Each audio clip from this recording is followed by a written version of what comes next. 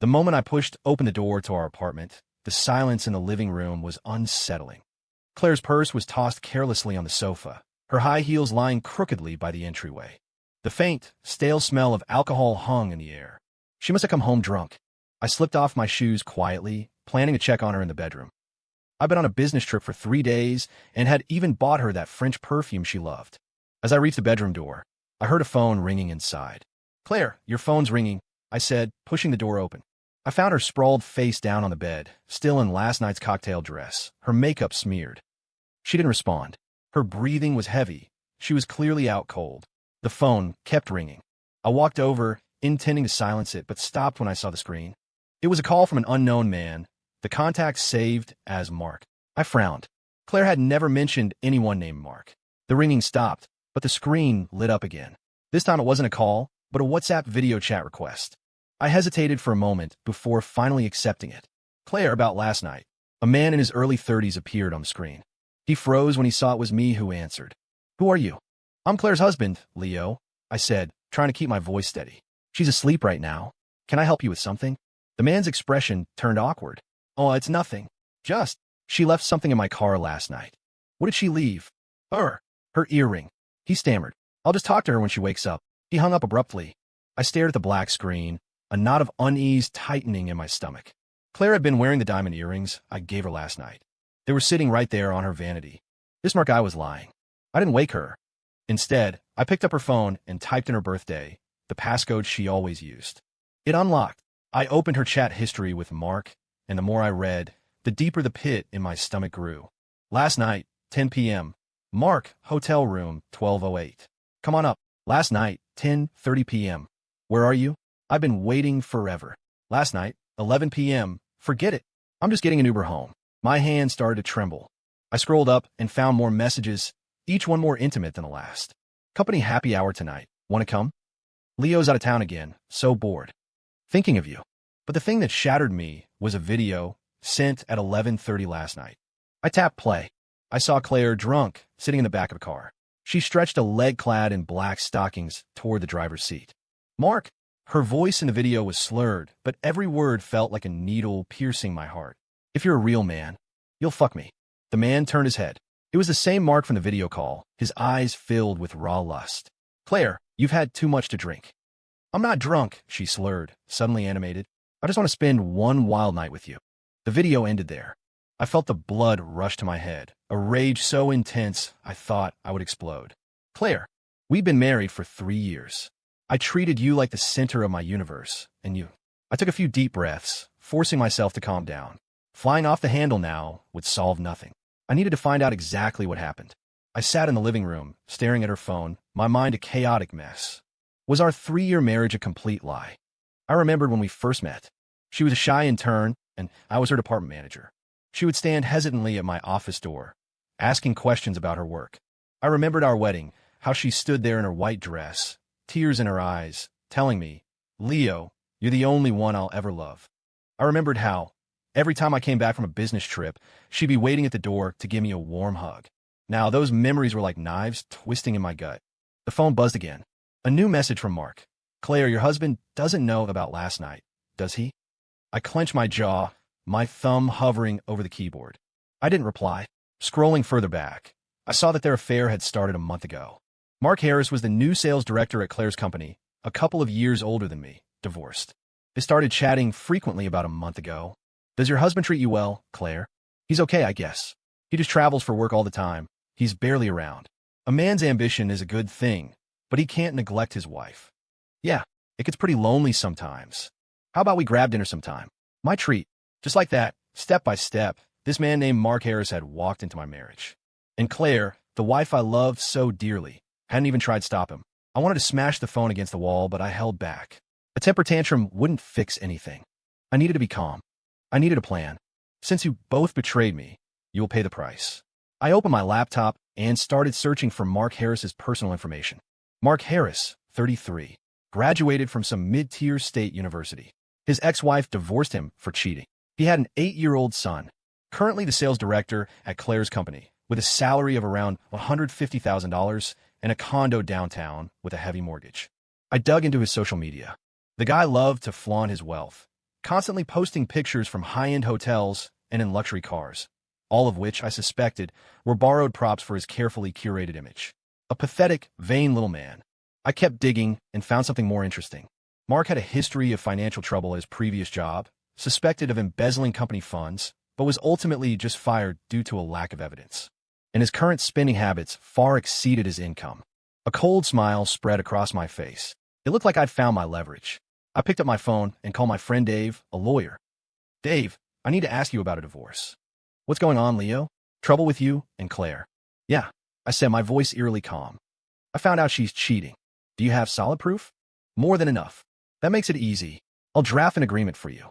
We'll make sure she walks away with nothing. After hanging up, I contacted a private investigator I knew. I need you to look into someone for me. Mark Harris. I want everything you can find on him, especially his financials. No problem. I'll have a full report in 3 days. With everything set in motion, I glanced at the clock. It was already 2 in the afternoon. Claire was still dead to the world, likely to sleep until evening. I decided to go for a walk to clear my head. Passing a flower shop, I instinctively thought about buying a bouquet of roses for Claire. Then I remembered. I turned and walked away. There would be no more roses. At 7 that evening, Claire finally woke up. She shuffled into the living room, saw me on the couch watching the news, and a sweet smile spread across her face. Honey, you're back. When did you get in? She moved to hug me. I shifted my body away. This afternoon. You were sleeping, so I didn't wake you. She didn't seem to notice my coldness and sat down next to me. Last night was the company dinner. I drank too much. My head is still killing me. At dinner, I looked at her. Who was there? Just everyone from the department and the new director, Mark. She said it casually, as if it were nothing. The new director? Yeah, Mark Harris. He's a really nice guy. Takes good care of us old-timers. I almost laughed out loud. Takes good care of you. He certainly did. Did you guys stay out late? Not too late. We all left around 11. Then Mark gave me a ride home. She lied so naturally, so smoothly. It was like she'd rehearsed it 100 times. Claire, I turned to face her. We've been married for 3 years. Yeah, what's wrong? She looked puzzled. How have I treated you? Amazingly, of course. You're the best husband in the world. She said it playfully, grabbing my arm. Why are you suddenly asking this? No reason. Just wanted to check. I gently push her away. I'll make dinner. You should rest a bit more. In the kitchen, I went through the motions, washing vegetables, chopping, cooking. My phone kept buzzing with texts from Mark to Claire's phone, which I still had. Claire, you awake? Last night was incredible. Next time, let's find somewhere more private. Is your husband back? Be careful. Reading the explicit messages, the kitchen knife almost sliced my finger. I resisted the urge to reply. It wasn't time yet. During dinner, Claire chattered on about work, about how capable Mark was, how much he cared about his employees. I listened quietly, my expression a placid mask. Oh, by the way, Mark said he's taking our department out next week to celebrate this month's sales numbers. She said, full of excitement. Is that so? That's nice. I put a piece of steak in my mouth. It tasted like ash. Are you busy with work lately? Do you have to travel again next week? She asked. I glanced at her. Why? No reason. Just concerned about you. She looked down at her plate, but I saw the tips of her ears turn red. Actually, I do have a project to discuss next week. I might have to fly out to San Francisco for a couple of days. I said, deliberately. Her eyes visibly brightened for a second before she quickly masked it. Well, you be careful on your trip. I nodded, smiling coldly to myself. It seemed she was already planning their next rendezvous. For the next few days, I acted as if nothing had changed. I went to work as usual, showed her the same level of care. But behind the scenes, my plan was falling into place. The private investigator sent me a detailed file on Mark Harris. It was just as I'd expected. His finances were a complete disaster. He had a second mortgage on his condo, over $30,000 in credit card debt, and he was indeed embezzling money from the company. I organized the evidence, ready to deploy it at the right moment. At the same time, I gathered more evidence on Claire and Mark. They had grown so bold, they were now flirting openly at the office, even kissing in a secluded corner of the floor. I had my PI stake out Claire's office building and managed to get several clear photos. Dave had the divorce papers ready. I demanded Claire walk away with nothing, not a single penny of my money. With all the pieces in place, it was time to close the net. On Friday afternoon, I told Claire, I'm heading to San Francisco tomorrow. I'll probably be gone for 3 days. That long. She feigned disappointment. I'll miss you. I'll miss you too, I said, pulling her into a hug. I whispered in her ear, be good while I'm gone. I will, she said, kissing me on the cheek. For a fleeting moment, A memory of our old warmth flickered before my eyes. But then I thought of her text with Mark, of her casual, devastating betrayal, and my heart turned to ice. Some things, once broken, can never be fixed. On Saturday morning, I left the apartment early, making sure Claire thought I had gone to the airport. In reality, I drove to a coffee shop near my office and waited for the show to begin. It didn't take long. My PI called. Mr. Anderson, they're meeting at the Hilton downtown. Did you get photos? Got them. Crystal clear. I hung up and made an anonymous call to Mark's company. Hello, I'd like to report embezzlement by one of your employees, Mark Harris. Do you have any proof, sir? I can provide you with his bank statements and spending records. You can compare them against his salary. Understood. We will launch an investigation. Next, I called the IRS and reported Mark for tax evasion. Then, I filed a complaint with the state's business bureau about his illicit side hustles. With that 1-2-3 punch, Mark's comfortable life was about to end. In the afternoon, I took one more step. I sent an email to the HR department at Claire's company. Attached were the photos of her and Mark kissing at the office, along with screenshots of their explicit chats. The subject line read, Report of Inappropriate Employee Conduct. The body was simple, to whom it may concern. Your employee, Claire Miller, has been engaging in inappropriate behavior with her superior, Mark Harris, on company property. This conduct reflects poorly on your corporate image. I am reporting it accordingly. After sending the email, I sent a text to Claire. Just landed. Everything's fine. I'll call you tonight. She replied almost instantly. Okay, honey. I'm just at home watching TV. Miss you so much. Watching TV. I scoffed. Is the TV at the Hilton really that good?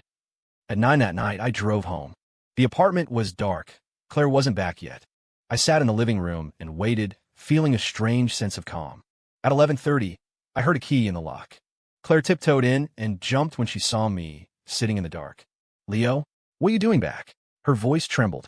The project was canceled at the last minute, so I came home, I said evenly. Where were you? It's late.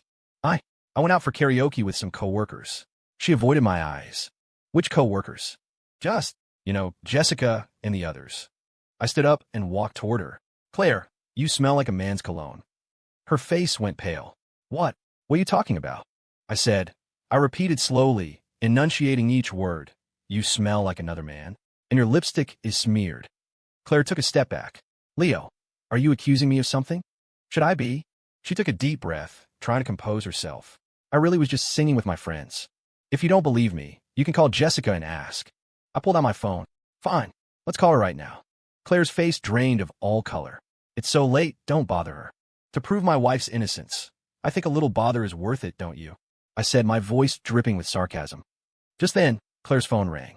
She lunged for it, trying to reject the call, but I was faster. I snatched it from her hand. The screen glowed with the name Mark. I answered the call, right in front of her. Claire, you home yet? Tonight was amazing. Mark's voice oozed from the speaker. Watching the look of utter despair on Claire's face, I said coldly, Mark, this is Leo. The line went silent. I think you and I need to have a little chat. I continued, then hung up. The living room was deathly quiet. Claire collapsed onto the sofa, her face ashen, her body trembling. I stood over her, looking down, a strange sense of satisfaction washing over me. Now, I said, my voice like ice from the depths of hell. Is there anything you'd like to explain? Claire looked up at me, her eyes brimming with tears. Leo, You what? I cut her off. What are you going to say? That you're innocent? That this is all a misunderstanding? No, Her voice choked with a sob. I know I was wrong. I really know I was wrong.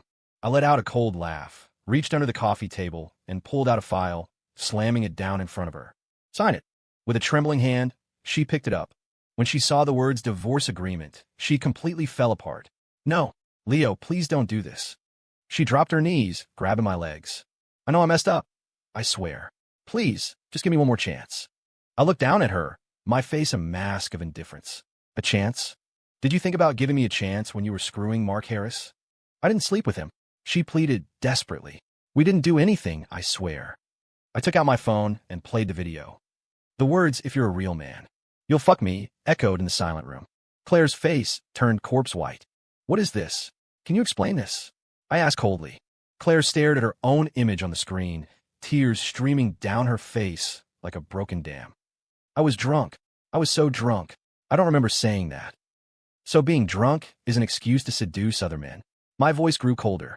Being drunk gives you the right to betray our 3-year marriage. No, that's not it. She shook her head frantically. I love you, Leo. I only love you. Love me? I crouched down, hooking a finger under her chin, forcing her to look at me. If you loved me, why were you texting Mark late into the night? If you loved me, why did you go to a hotel with him? If you loved me, why would you say those things? With every if, her body shuddered. I was just. She tried to explain, but any words she could have said were hollow and useless. I stood up and picked up the divorce papers. It's all spelled out right here. You walk away with nothing. You won't get a single cent from me. Leo, please. Claire was sobbing uncontrollably. I can cut off all contact with Mark. I swear I'll never see him again. Please, just forgive me this one time. Forgive you. I looked at her, my eyes devoid of any warmth. Betrayal is a funny thing. It's either 0 times or 1,000,000 times. I tossed a pen in front of her. Sign it, then get out of my house. She looked at me with desperation. You won't give me any chance at all? Our 3 years together, they just end like this. 3 years. I sneered. That relationship died the moment you decided to betray me. Suddenly, Claire shot up, ran to the kitchen, and came back with a fruit knife, holding it to her own throat. If you don't forgive me, I'll die right here in front of you. She shrieked. I watched her, my expression unchanged. You think that will make me feel sorry for you? My voice remained chillingly calm. If you want to die, then die. But remember, you'll be dying because you're a cheater, not because of love. Claire stared at my cold, indifferent face. The knife in her hand trembled even more violently. She finally understood. The man standing before her was no longer the gentle, caring husband she once knew. Her betrayal had changed everything. The next morning, Claire hadn't signed the papers. Instead, she had run back to her parents' house. I wasn't surprised. She had been spoiled by them her whole life. Whenever she faced a problem she couldn't solve, she would run home. But this time, she was in for a disappointment. I had already called her parents, sending them the video and the chat logs. Claire's father, Mr. Miller, was a traditional man who despised infidelity above all else. While her mother sympathized with her daughter's pain, she too felt Claire had gone too far. So when Claire arrived at their door, crying and seeking support, she was met not with comfort, but with the sharp sting of her father's hand across her face. How could you do something like this? Mr. Miller was shaking with rage. Leo has been so good to you. How could you betray him? Clutching her cheek, Claire stared at her father in disbelief. Dad, how could you hit me? I'll beat the shame right out of you. Mr. Miller raised his hand again, but his wife stopped him. That's enough. The girl knows she was wrong, Mrs. Miller said, shielding her daughter, though her tone was just as stern. Claire, what you did was wrong. You need to apologize to Leo. I already did, but he won't forgive me. Claire sobbed, her words choked and indistinct. If an apology fixed everything, we wouldn't need laws, her father said coldly. You betrayed your marriage. You have to face the consequences. Dad, are you really just going to watch me get divorced? Claire asked, her voice filled with despair. You chose this, Mr. Miller said, turning his back on her. And from this day on, you are no daughter of mine. Claire completely broke down. If her own parents wouldn't support her, who was left? Meanwhile, Mark Harris's world was also caving in. His company's finance department uncovered evidence of his embezzlement and immediately called the police. The IRS launched a full-scale audit into his tax returns. The State Business Bureau began investigating his illicit side ventures. Overnight, the suave and successful sales director became a pariah. Claire's HR department also acted on the anonymous email. While there was no direct proof of misconduct during work hours, the company issued her a severe warning and transferred her to the most remote, dead-end department. The gossip spread through the office like wildfire. Everyone knew Claire Miller was a cheater. Her colleagues began to look at her with contempt, pointing and whispering whenever she walked by. Claire could no longer hold her head up at work. Worse, the story reached her circle of friends. They started to distance themselves. No one wanted to be associated with a woman who cheated on her husband. The wives in her social set treated her like a cautionary tale, warning their own husbands to stay away from women like her. Claire's entire social network collapsed. She tried to beg for my forgiveness, but I refused to see her. She tried to find Mark, but he was too busy trying to save his own skin to care about her. She tried to go back to her parents, but her father had meant what he said. She was not welcome. Claire was trapped in a nightmare of her own making. And I watched it all unfold, my heart as still as a frozen lake. This was the price of betrayal. A week later, Mark finally broke. Crushed under the immense pressure, he came to my office building and waited for me downstairs. When I saw him, I almost didn't recognize him. The polished director for a week ago was gone, replaced by a haggard, unshaven man with haunted eyes. "Mr. Anderson, can we talk?" he asked, rushing toward me as I exited the building. I stopped, looking at him coldly. "What's there talk about?" "I know you're the one behind all this," Mark said, his voice trembling. "Please, just let me go. I can pay you." "Money?" I scoffed.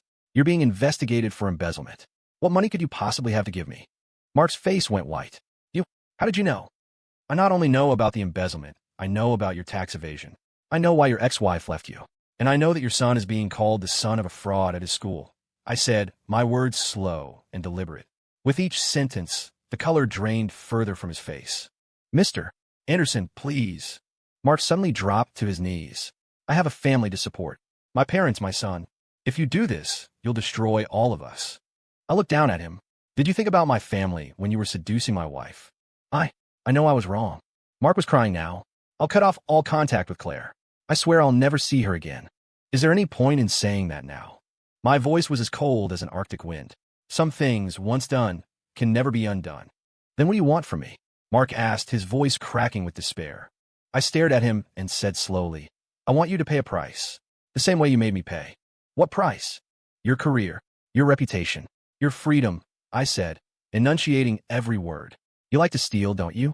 Then maybe some time in a cell will give you a chance to reflect." Hearing this, Mark completely fell apart. "Mr. Anderson, I was wrong. I was so wrong."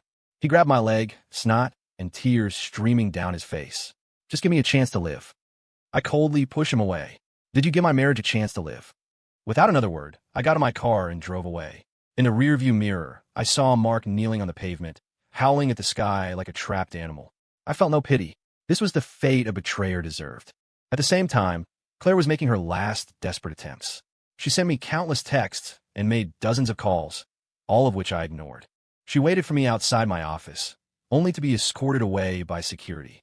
She tried to find me at restaurants I frequented, but I would leave the moment I saw her. She even reached out to my friends, hoping they would act as intermediaries. But I had already warned them, and they all turned her away. Claire was like a ghost, abandoned by the world, wandering the city alone and in despair. She started drinking heavily, suffering from insomnia, and having hallucinations. Sometimes she'd call me in the middle of the night, crying, telling me she could see the place we had our first date. Other times, she would show up outside my apartment building, screaming my name like a madwoman. But I was a different person now. I was deaf and blind to her suffering. My friend said I was being too cruel, but only I knew the truth. It wasn't me who was cruel. She was the one who broke our vows first. If she could betray me without a second thought, why couldn't I discard her just as easily? A month later, Mark Harris was formally arrested. Embezzlement of $1, $2 million, and tax evasion of $500,000. It was enough to put him away for years. Unable to pay his debts, his condo was foreclosed on by the bank, and all his assets were frozen. When his ex-wife heard the news, she immediately filed for a change in custody, ensuring Mark would never see his son again. His elderly mother collapsed upon hearing her son was in prison and was rushed to the hospital.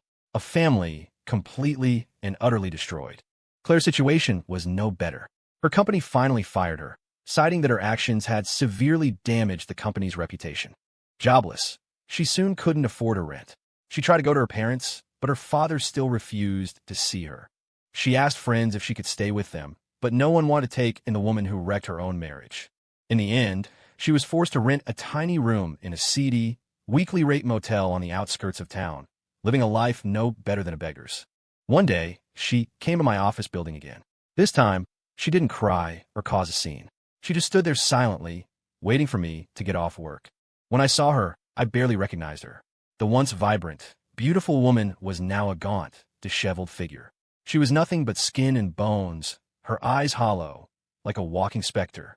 "Leo." She saw me and called out my name, her voice raspy. I stopped and looked at her, feeling nothing. "I know you hate me," she said slowly, "and I know I deserve it." I didn't speak. I just watched her. "I'm not asking you to forgive me," she continued. "I just want you to know that I love you. From the very beginning, you were the only one I ever loved."